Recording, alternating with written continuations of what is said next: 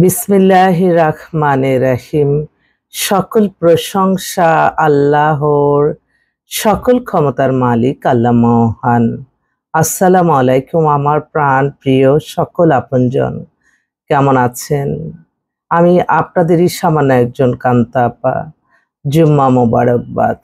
আজকে হচ্ছে 10/10/2025 সাল। আল্লাহর নামে কাজ শুরু করলাম। আমি আমার আল্লাহর ঘরে সালাম ও দোয়া পৌঁছে দিলাম। আমার প্রিয় নবীজি রওজা মোবারকে সালাম ও দোয়া পৌঁছে দিলাম। হযরত শাহজালাল শাহপরানে সালাম ও দোয়া পৌঁছে দিলাম। আজমির শরীফে সালাম ও দোয়া পৌঁছে দিলাম।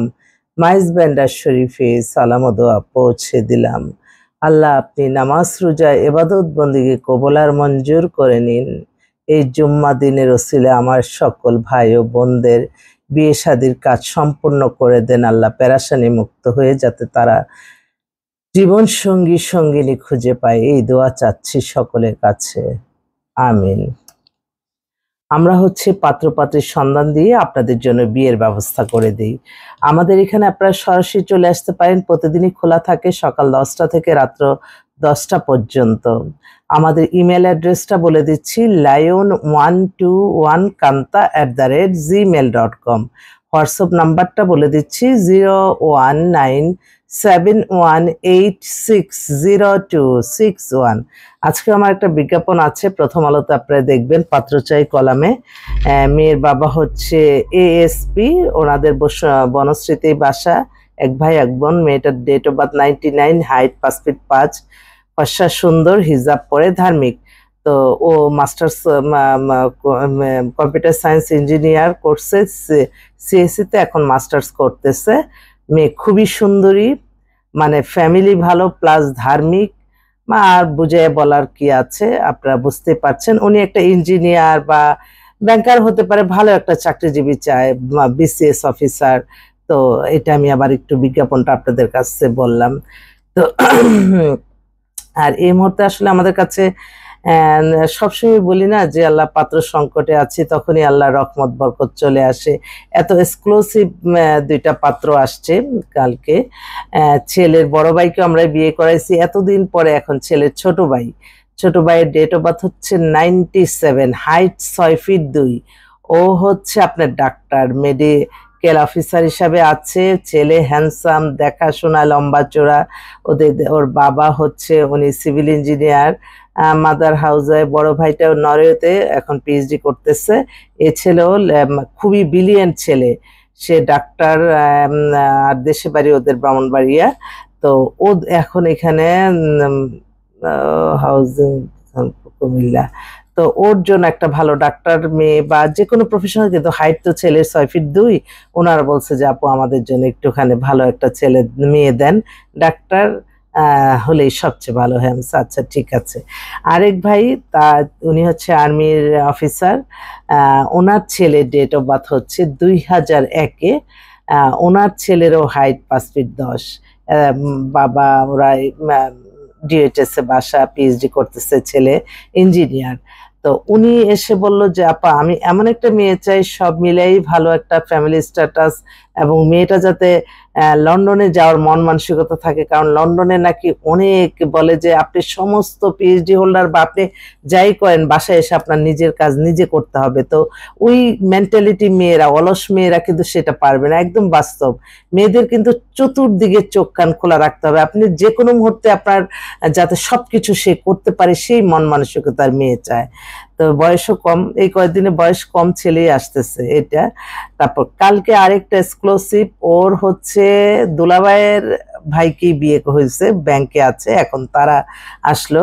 মেয়েটা মানে ফরেনারি, এত সুন্দর, মানে আমি তো এখন এই যে দেখাবো কিভাবে, আমার তো ভাইরা কিছু কিছু খুঁচানো মানুষ আছে, ও তুমি মিডিয়াতে গেছো সেজন্য আমি তো সরাসরি দেখাতে চাই, কিন্তু ওরা তো ওই যে মিথ্যা কাল্পনিক গল্প বানিয়ে ফেলে। তা না হলে তো আমি মেয়েদের ছবিগুলি দেখালে আমার যারা ইউটিউব চ্যানেলে যারা আমার দেখে, তারা কিন্তু মানে প্রত্যেকটা মেয়ে যে কি এক্সক্লুসিভ আমি বোঝাতে পারবো না। কিন্তু আমি কিন্তু চাই, কারণ এটা একটা পবিত্র সম্পর্ক, এই পরিবার পরিবারের মাধ্যমেই কিন্তু আপনার জীবন মান পরিচালনা শুরু হবে।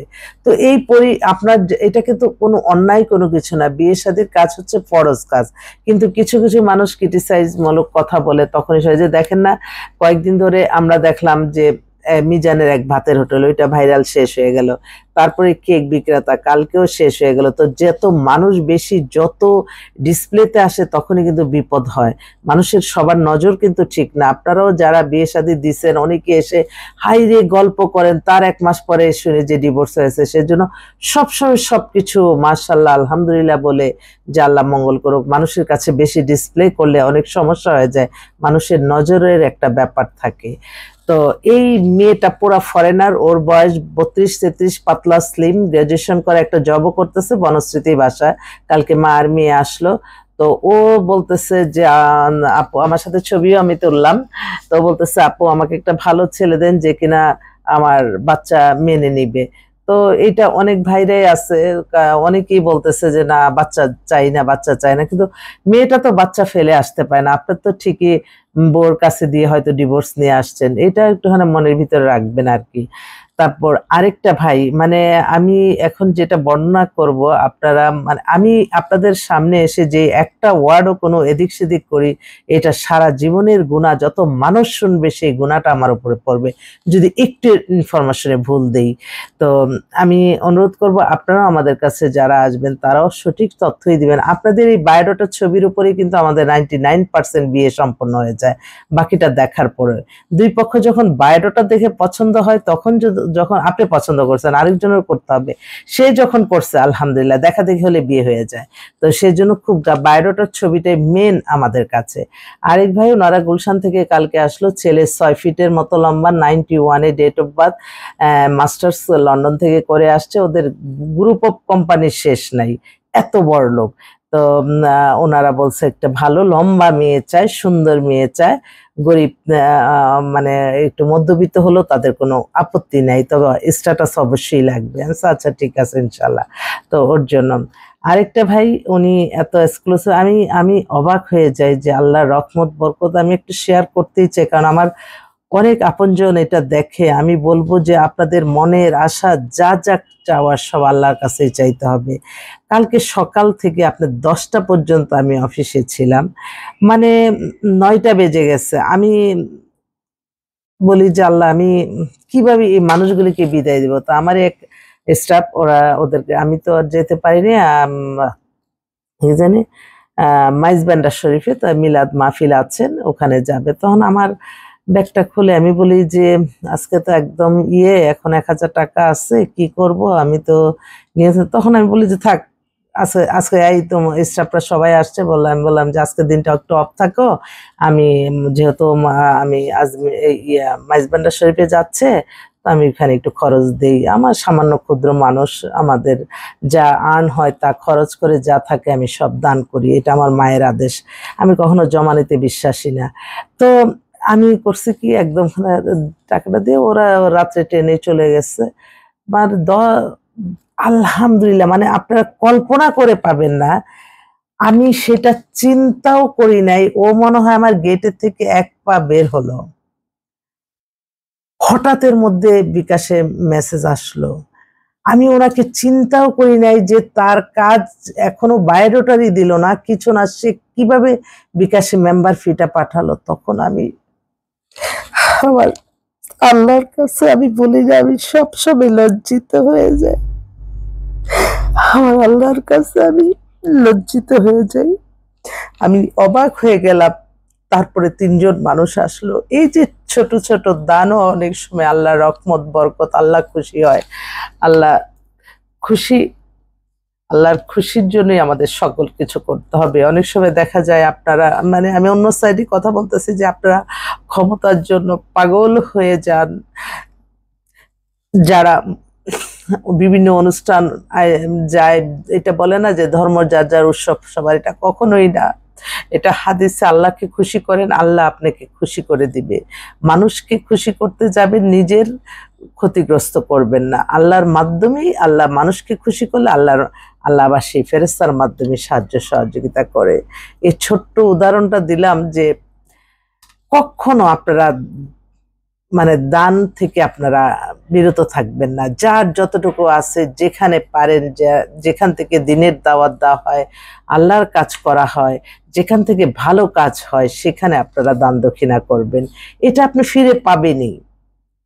আমি আমার ছোট্ট এই প্রফেশনের মাধ্যমে আমি যেমন আমার আমার মায়ের নামে মাদ্রাসাটা পরিচালনা করছি। আল্লাহ যে কোথা থেকে কি করে একমাত্র আল্লাহই জানে।